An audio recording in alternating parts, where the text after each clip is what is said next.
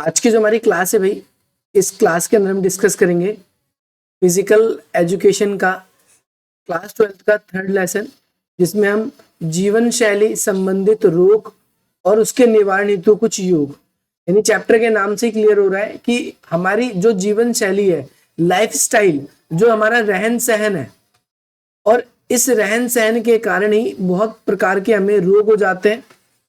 गलत आदतों के कारण, चाहे वो हमारे बैठने की आदतें हो सकती हैं, खान पान की आदतें हो सकती हैं, और उससे संबंधित क्या क्या हमारे योग है जो उन रोगों को दूर कर सकता है। तो उन सब के बारे में सबसे पहली बात तो जो हम ऐसे जीवन शैली से संबंधित, ऐसी लाइफस्टाइल से संबंधित रोगों के बारे में पढ़ेंगे, जैसे आपका मोटापा हो गया, है ना। तो मोटापा एक ऐसी चीज है जो महिलाओं को और पुरुषों को दोनों को होती है।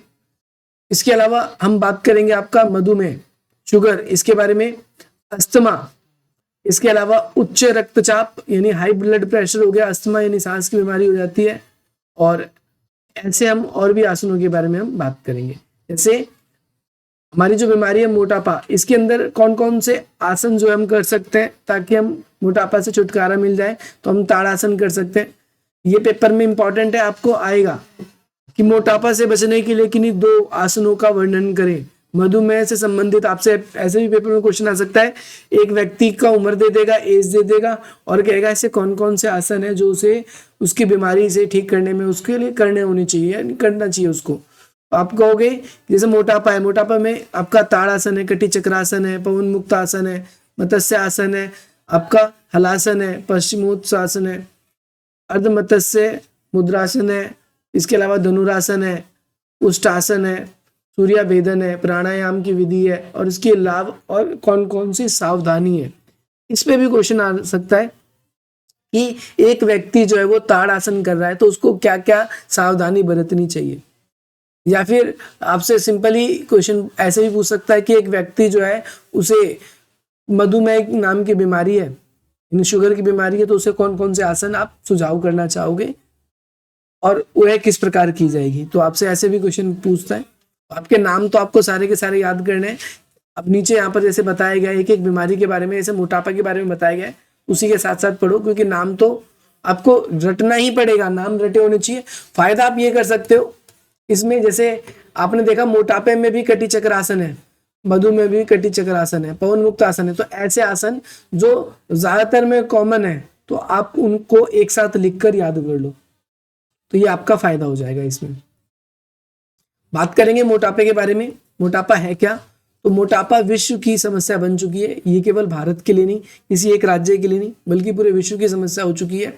और वयस्की के साथ, यानी जो व्यक्ति वयस्क होता है, जो एडल्ट एज में आता है, उसके साथ साथ उसके अंदर मोटापा होता है। लेकिन आजकल ये समस्या केवल वयस्क लोगों के साथ नहीं, बच्चों के अंदर भी हमें देखने को मिल रही है।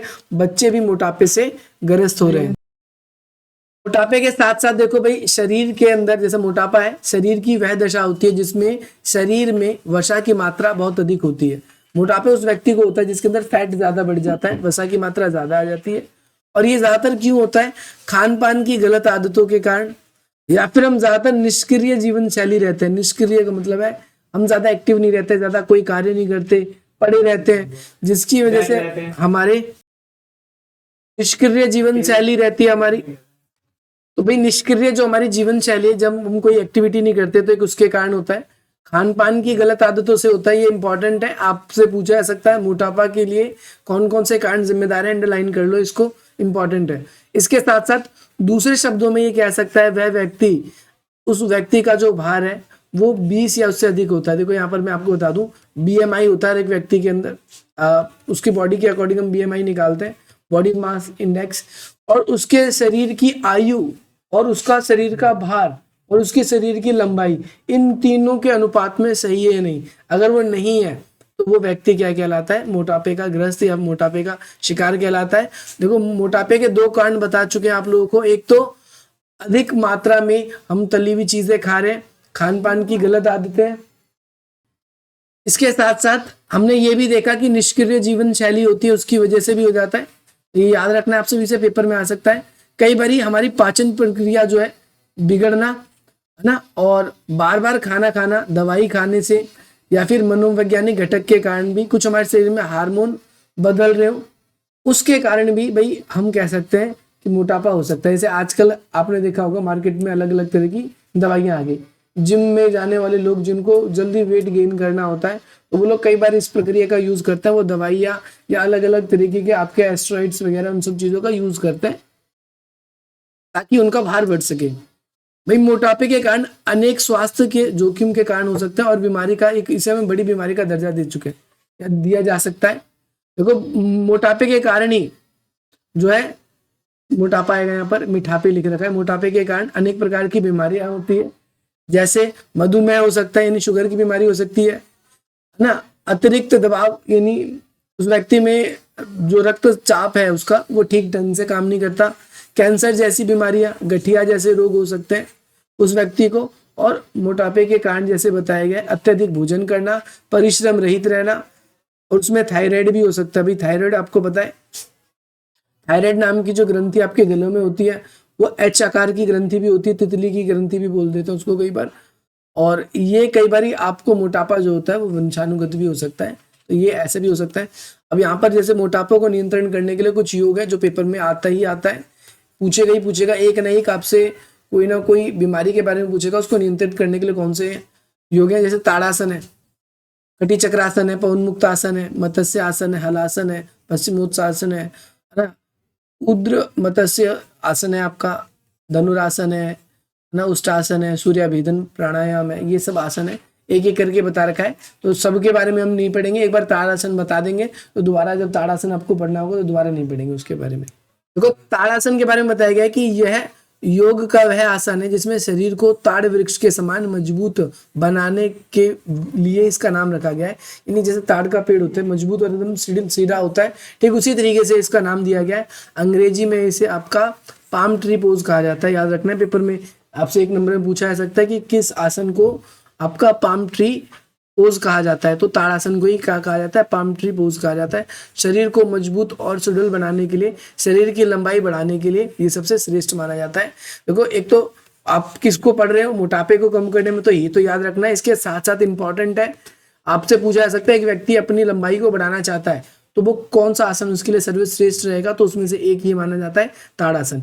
इसकी विधि क्या है, तो क्या करना है आपको, एक समतल जगह पर, समतल मतलब प्लेन, और अपने दोनों पैरों को आपस में मिलाना है और हथेलियों को आपके बगल के ऊपर से, आपको कान के ऊपर से सीधे ले जाना है और सीधे खींचते हुए जाना है, कुछ इस तरीके से जैसा कि इस चित्र में, इस डायग्राम में आपको दिखाया गया है। इस तरीके से पैरों के आपके दोनों पंजे जो आपस में मिले हों और अपना शरीर आपको पंजे ऊपर करते करते ऊपर की तरफ खींचना है, कुछ इस तरीके से। इसके साथ साथ देखो क्या है कि दोनों हाथ जो है आपके चिपके होने चाहिए, इसके अंदर जैसे कि हाथ चिपके हुए, और इसके साथ साथ आपको श्वास भरते हुए अपने पंजों को ऊपर की तरफ करना है और सांस छोड़ते हुए फिर आपको धीरे धीरे नीचे करना है। सांस भरते हुए आपको ऊपर करना है, हथेली खींचेगी आपकी, इसमें आपको हथेली हाथ को ऊपर की तरफ खींचना है, याद रखना है। और जैसे जैसे आप, जैसे बताया गया है कि जैसे जैसे हमने हाथ ऊपर किया वैसे वैसे ठीक नीचे एड़ियां भी ऊपर करनी चाहिए। जैसे जैसे हाथ ऊपर जाएगा वैसे धीरे धीरे आपकी एड़ियां भी ऊपर जाएंगी और सांस छोड़ते छोड़ते आप इस तरीके से इसको करोगे। देखो इसमें बताया गया है कि हाथ ऊपर उठाते समय पेट अंदर ले लेना चाहिए, आपको याद रखना है, इसके अंदर पेट आपका अंदर हो जाएगा और शरीर का भाग जो है वो पंजे के भार पर आ जाना चाहिए, सारा का सारा शरीर जो है ऊपर की ओर पूरी तरीके से रहना चाहिए। कमर सीधी होनी चाहिए, नजर जो आपकी बिल्कुल सामने होनी चाहिए, गर्दन भी सीधी होनी चाहिए। और ताड़ासन में इसमें इस स्थिति में सांस भरकर कोशिश करनी है लगभग 1 मिनट तक रुकना। अब जिससे नहीं रोका जाए तो भैया हो सकता है कम भी रोके, लेकिन कोशिश करनी चाहिए मैक्सिमम टाइम तक, जब तक आप सांस रोक सकते हो। और ऐसा भी नहीं करना एक बार में सारी ताकत लगा दो सांस रोकने में, अगली बार दूसरी बार कुछ हो ही नहीं रहा, ऐसा भी नहीं। अब धीरे धीरे सांस छोड़नी और नीचे पूर्व स्थिति में आना है। 1 से 2 बार इस प्रक्रिया को आपको रोज ही दोहराना है। लाभ क्या होगा, देखो एक तो लंबाई बढ़ेगी, पहला लाभ ये हो गया, मोटापे कम करने में मदद करेगा। जो हमारा ये 1-2 पॉइंट इसके भी इंपॉर्टेंट है जो सब में ही कॉमन होंगे। किस भी आसन में आपको सांस रोक कर आपको एक्टिविटी करनी पड़ रही है तो उससे आपका क्या होगा, फेफड़े की मजबूती बढ़ेगी, विस्तृत होंगे वो, हाथ पैर के जो स्नायु तंत्र है, जो खिंचाव हो रहा है आपका वो मजबूत होगा, शरीर और जो शारीरिक और मानसिक रूप से आप में संतुलन आएगा, आत्मविश्वास में वृद्धि होगी, पाचन तंत्र मजबूत होगा, कद में वृद्धि होगी, शरीर जो है मजबूत और सुडौल बनेगा आपका, और शरीर के समस्त जो है स्नायु तंत्र जो है अच्छी तरीके से कार्य करेंगे। सावधानी क्या क्या रखनी चाहिए, कौन कौन व्यक्ति को नहीं करना चाहिए, तो हम कह सकते हैं अगर आप गर्भावस्था में हो तो आपको नहीं करना चाहिए, अगर आपको कोई बीमारी है या फिर ऑपरेशन के तुरंत बाद तब भी नहीं करना चाहिए। इसके बाद में पैर संबंधित कोई समस्या है आपको, जैसे पैर टेढ़ा है, पोलियो हो रखा है या और कोई दिक्कत है, तो आपको ये नहीं प्रयास करना चाहिए। इसके साथ साथ सिर दर्द या फिर जब आपका ब्लड प्रेशर लो हो तब भी आपको ये नहीं करना चाहिए। तो ये आसन आपको समझ में आ गया होगा, ये इंपॉर्टेंट है, पेपर में डायरेक्टली आसन भी आते हैं। तो अब सेकंड आसन के बारे में बात करेंगे जिसका नाम है कटी चक्रासन। कटी चक्रासन जो है वो दो शब्दों से मिलकर बना है, पहला कटी जिसका अर्थ होता है कमर, और चक्र का मतलब होता है पहिया, यानी इस आसन में कमर दाई तथा बाई ओर मोड़ना होता है। हमें अपने कमर को क्या करना होता है, इस आसन में दाई और बाई ओर जिस तरीके से आपका हाथ मुड़ेगा, आपका शोल्डर भी कुछ उस तरफ से मुड़ता है, जैसा कि इसमें आपको दिखाया गया है कुछ इस तरीके से। बाकी अधिक जानकारी के लिए आप यूट्यूब पे किसी एक योग बाबा को फॉलो करके सारी चीजें देखें कि आप अच्छी तरीके से उसको समझ सके। विधि क्या क्या करनी है आप लोगों को, एक जो पैर है पैर को आपको नीचे जोड़ के रखना है नीचे के साथ साथ, क्योंकि इसमें तो भाई संभव नहीं है आपको पूरी तरीके से दिखाना, जैसा डायग्राम में बताया गया। दूसरी बात, आपको सांस अंदर लेते हुए हथेली को एक दूसरे के सामने रखते हुए अपने हाथों को जो है जमीन के नीचे समानांतर रखना है, यानी हाथ बिल्कुल सीधे होने चाहिए, स्ट्रेट होने चाहिए आपके, और अपने हाथों को कंधे की दूसरी ओर, यानी जैसे जैसे आपका शोल्डर मूव करेगा आपको हाथ एक सिरे से दूसरे सिरे की तरफ मोड़ना है। श्वास छोड़ते हुए दाहिने ओर घुमाइए और फिर कंधे को पीछे की ओर देखिए, जैसे कि इसमें बताया गया है इस तरीके से। जिस तरफ आपका हाथ होगा, एक हाथ तो पूरा स्ट्रेट होगा आपका, दूसरा हाथ आपका मुड़ जाएगा, आपका जो कमर है वो इसके अंदर थोड़ा सा घूमेगा, ज्यादा नहीं, पैर वहीं रहेंगे लेकिन कमर घूमेगी इसमें आपका।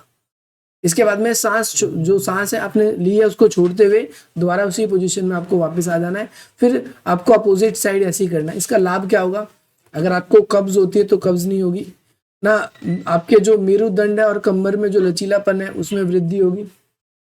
इसके बाद में हाथ पैर की जो मांसपेशी है उसके लाभदायक है, गर्दन कंधे को आराम देता है और आपकी मांसपेशी मजबूत बनाता है। ज्यादा देर बैठकर काम करने वालों के लिए ज्यादा लाभदायक होता है, इसे आजकल के लोग ऑफिस में काम करते हैं। सावधानी इंपॉर्टेंट है, जिसको कमर या गर्दन में ज्यादा दर्द हो ऐसे व्यक्ति को नहीं करना चाहिए। अगर किसी व्यक्ति को रीढ़ की हड्डी की, स्पाइनल की अगर कोई प्रॉब्लम है तो भी उसको नहीं करना चाहिए। इंपॉर्टेंट है, ये याद रखना है, आप सभी को पेपर में क्वेश्चन आता है। अगला है पवन मुक्त आसन। पवन मुक्त आसन का देखो इस तरीके से आपको कुछ आसन करना होता है। पवन मुक्त को अंग्रेजी में आपका गैस रिलीज पोज कहा जाता है। जैसे पवन मुक्त करते हो आप, इस अवस्था में आप कह सकते हो यह अपने नाम के भीतर ही लाभकारी, ये एक लाभकारी आसन है। और जैसे इसके अंदर हम क्या करते हैं, बेसिकली पवन मुक्त करते हैं। विधि क्या क्या बताई गई है, शरीर का जो नितंब है यानी जो कूल्हे से नीचे का भाग है, कूल्हे से थोड़े से ऊपर का भाग है, उसे जमीन पर सटाकर लेट जाएंगे कुछ इस तरीके से। इसके बाद में जो दोनों हाथ है, दोनों हाथ से क्या करना है, आपको दोनों घुटने को पकड़ना है और छाती की तरफ खींचना है उसको मोड़ते हुए, जैसा कि इसमें बताया। इसके बाद आपको क्या करना है, सांस छोड़ते समय घुटनों को हाथ से दबाएं और छाती लगाएं, सांस छोड़ते हुए, और ऐसे ही करते रहें आप। इसके अंदर 30 सेकंड तक जो है सांस को बाहर छोड़ते हुए, और फिर क्या करना है, ये आसन आपको 2 से 5 बार जितनी बार भी आप कर सको करना है। लाभ क्या होगा, पाचन सही रहेगा। इसके साथ साथ आप कह सकते हो कब्ज या गैस की प्रॉब्लम नहीं होगी। इससे आपके बाल भी मजबूत होते हैं, शरीर जो है वो चुस्त और तंदुरुस्त रहता है। इसके अलावा आपके हृदय और फेफड़े, देखो जिस भी आसन में हम गैस को रिलीज कर रहे हैं, छोड़ रहे हैं और रख रहे हैं, होल्ड कर रहे हैं, तो उससे हमारा जो हृदय और फेफड़े हैं वो उसमें मजबूत बनेंगे, और घुटने जो है उसके लचीलेपन भी है वो भी, उसमें भी क्या होगा, वृद्धि होगा। इसके साथ साथ कमर दर्द की स्थिति में हमें नहीं करना चाहिए, सावधानी में याद रखना है। घुटने में दर्द हो तो भी नहीं करना चाहिए, भोजन के तुरंत बाद नहीं करना चाहिए, गर्दन में दर्द हो तो भी हमें नहीं करना चाहिए। अगला आसन बताया गया है आप सभी का मत्स्य आसन। मत्स्य आसन क्या है, 3 पवन मुक्त आसन भी हो गया। इससे पहले मैंने आपको हलासन कौन सा बताया था? नहीं, हलासन नहीं था, कटी चक्रासन था और एक आपका ताड़ासन था। मत्स्य आसन देखो, इसके बारे में बताया गया मत्स्य आसन के बारे में। तो मत्स्य आसन जो है, योग करते में शरीर का जो आकार है वो मत्स्य यानी मछली की तरह होने के कारण इसका नाम मत्स्य आसन का है। इसे फिश पोज भी कहा जाता है। और इसके अंदर हम कहेंगे कमर और गले से संबंधित समस्या से परेशान लोग, यह श्रेष्ठ आसन, यानी जिन लोगों को कमर में दर्द होता है या फिर गले में प्रॉब्लम होती है तो उन लोगों के लिए ठीक है। विधि के बारे में पहले इसका चित्र देख लो कैसा होता है। कुछ इस तरीके का आसन होता है। भाई पेपर में कई बार चित्र दे देगा, आपसे बोलेगा पहचानिए कौन सा आसन है, तो ये भाई चित्र भी याद रखना है। अगर हम इसकी विधि की बात करें तो विधि कौन कौन सी बताई गई है। सबसे पहले हमें क्या करना है, आपके इसमें बताया गया है कि भाई हमें क्या करना है। सबसे पहले पीछे की तरफ हमें लेट कर क्या करना है, पैरों को सामने रखना है, फिर सीधा करना है और फिर पीछे की तरफ झुकाव होना है। देखो भाई कुछ इस तरीके का आसन होगा। ऐसे पहले लेटना है, पैर ऐसे पहले मोड़ना है जैसे नमाज पढ़ते, फिर पीछे की तरफ जाना है, ठीक है। और फिर अपना सर जो है जमीन पे टेकना है, आपका हाथ जो वो आपके पैरों को टच करेगा। तो इसमें क्या करोगे, पहले सीधे पैर से बैठ जाएंगे, फिर अपने गर्दन को, अपने जो अग्र भाग है हमें उससे पीछे की तरफ ले जाएंगे, सर को टच करेंगे, हाथ जो होंगे वो पैरों को टच करेंगे। 4-5 विधियां ऐसे करके याद कर लेना, ठीक है भाई। इसमें इंपॉर्टेंट चीज आप क्या याद कर सकते हो, इसमें इंपॉर्टेंट देखो ये याद कर सकते हो, जैसे इस आसन को 1 से 5 मिनट तक अभ्यास करें और इस आसन में जो है आपका सर्वांगसम करने के बाद में ज्यादा लाभ होता है। नहीं, अच्छे तरीके से जब करोगे तो ज्यादा लाभ होंगे। लाभ क्या है, जैसे यहाँ बताया गया है, रीढ़ की हड्डी को फायदा पहुंचेगा, घुटने को मजबूत मिलेगी, हार्मोन्स जो है हमारे शरीर के अंदर वो उचित मात्रा में क्या होंगे, स्रावित होंगे, फेफड़े मजबूत होते हैं, कमर दर्द को आराम मिलता है, घुटने का दर्द कम होता है, थायराइड, मधुमेह, अग्नाशय और पाचन से संबंधित जो बीमारियां अगर हमें या विकार हो, प्रॉब्लम हो तो वो हो सकता है। पेट का जो रोग है ना, उसके लिए भी उपयोगी है। और पेट पर जो है जमी जो ज्यादा चर्बी होती है वो कम करता है। इसके अलावा श्वास रोग को भी दूर भगाता है। नहीं हमें यानी ब्रीथिंग से रिलेटेड कोई प्रॉब्लम है, अस्थमा वगैरह, तो उससे भी दूर करता है। सावधानी क्या बरतनी चाहिए, अगर घुटने में दर्द है तो उस स्थिति में नहीं करना चाहिए। आपका रीढ़ की हड्डी में अगर आपकी कोई समस्या है तो भी आपको नहीं करना चाहिए। ज्यादा हाई ब्लड प्रेशर है तो भी नहीं करना चाहिए। माइग्रेन या अनिद्रा की बीमारी हो तो भी नहीं करना चाहिए। अनिद्रा समझते हो, माइग्रेन, मिर्गी वगैरह आती है या फिर नींद नहीं आती तो उस बंदे को नहीं करना चाहिए। सिर दर्द हो जिसको, वो भी नहीं करना चाहिए। जैसे कईयों का आधा सर दर्द होता है तो उसको भी नहीं करना चाहिए। आपका और भी आपका हार्निया और आपका प्लेटिक अल्सर, इससे भी कोई ग्रसित हो तो उसको नहीं करना चाहिए। जैसे यहाँ पर बताया गया अगला हलासन के बारे में। नेक्स्ट आसन आपका बताया गया भाई हलासन। हलासन क्या है, हलासन 2 शब्दों से मिलकर बना है, एक हल और आसन से मिलकर बना है, जिसमें हल की तरह हम अपने शरीर को आकार देने लगते हैं, यानी जमीन खोदने वाली जो कृषि यंत्र होता है हल, उसकी तरह आसन बनाते हैं। जिसमें ये क्या है, बैठने की मुद्रा। इस योग के दौरान शरीर का जो मुद्रा हल की तरह हो जाता है, शरीर का आकार जो है वो हल की तरह हो जाता है। जिस तरीके से विधि क्या करना है, सपाट पे आपको पहले बैठना है, पैर धीरे धीरे पीछे की तरफ ले आना है, लेकिन हाथ नहीं जाने चाहिए। इसमें देखो इसमें लिखा भी हुआ है, आप इसमें एक साफ समतल पर पहले क्या कर दीजिए, लेट जाइए। उसके बाद फिर धीरे धीरे अपने पैरों को सीधा ऊपर की तरफ उठाइए, है ना, कमर के सहारे, फिर अपने पीछे की तरफ ले जाइए। दूसरे पॉइंट में ये बताया गया है। तीसरे पॉइंट में ये बताया गया है कि पैरों को तब तक सिर के पीछे ले जाइए जब तक वह जमीन ना छू ले। इसके बाद में अपनी क्षमता अनुसार इस मुद्रा में रहिए और फिर सामान्यतः स्थिति में हो जाइए। जब तक रह सकते हो रहिए। देखो चित्र देख के याद करोगे, आसानी से याद कर लोगे, और वैसे याद नहीं करोगे तो भाई नहीं हो जाएगा। प्रतिदिन एक दिन में 5 बार अवश्य करना चाहिए भाई, ये ध्यान रखना है आप सभी को। लाभ क्या होगा हलासन से, तो जो आपका पाचन क्रिया है वो, याचन क्रिया लिखा हिंदी में, पाचन क्रिया जो है वो सुधर जाएगा। मेटाबॉलिज्म जो है आपका वो भी ठीक हो जाएगा। बताएगा कोई मुझे मेटाबॉलिज्म? इसके अलावा मधुमेह यानी जो शुगर की बीमारी जिनको होती है उनके लिए आसान है और अच्छा भी है। जो हमारा शक्कर की मात्रा होती है ना, आपको पता है हमारे पेट में इंसुलिन बनना बंद हो जाता है तभी शुगर होता है, तो उसको भी नियंत्रित करता है। रीढ़ की हड्डी और भाई कंधे जो है उसमें लचीलापन बढ़ाता है। कमर दर्द जो होता है उसमें थोड़ा सा आराम मिलता है, तनाव थकान से निपटता है। ये पॉइंट तो तुम किसी में भी डाल दो आंख बूंद करके।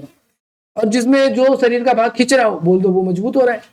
इसके अलावा जिसमें भाई ये आसन जो नपुंसक लोग होते हैं या फिर जो आपके साइनोसाइटिस होते हैं, सिर दर्द का, उन सभी को भी फायदा पहुंचाता है। सावधानी, सावधानी कैसी बरतनी चाहिए?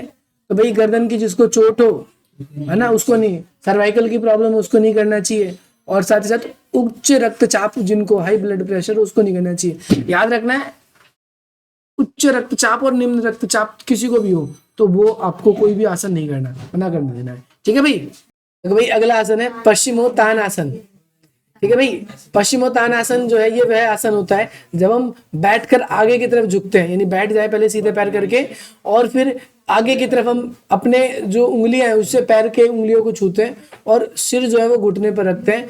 ये हठ योग आसन 12 मुद्राओं में से एक है, और पश्चिमोत्तानासन के बहुत सारे लाभ हैं। देखो सबसे पहली बात क्या है, जो जो हिस्सा आपका खिंच रहा है, सबसे पहली बात तो पैर जो है, पैर को घुटने के आसपास की हड्डी मजबूत होगी, है ना। पीठ के दर्द से, देखो पीठ भी खिंचेगी पीछे से इसमें, तो पीठ का दर्द सही होगा।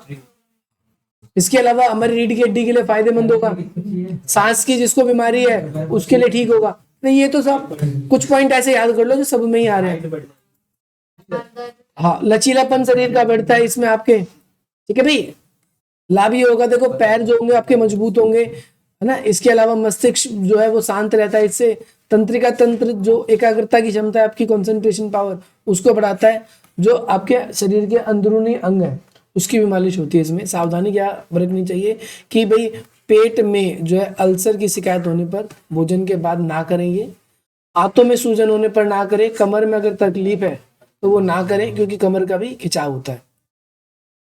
अर्ध मत्स्य जो है मुद्रासन होगा, ये अर्ध मत्स्य मुद्रासन होना चाहिए, है ना। तो भाई ये संस्कृत में इसका मतलब होता है आधा, आधा मतलब होता है, और मुद्रा यानी रीढ़, यानी रीढ़ की हड्डी को हम क्या करते हैं, आधा मोड़ते हैं, क्योंकि ये पूरी तरीके से मोड़ पाना बहुत मुश्किल हो जाता है, इसलिए हम इसमें आधा ही मोड़ते हैं। और इसी का, इसका नाम जो है योग के जन्मदाता मत्स्य नाग के नाम पर पड़ गया है। जिस व्यक्ति ने इस योग की खोज करी उसी के नाम पे इसको रख दिया है।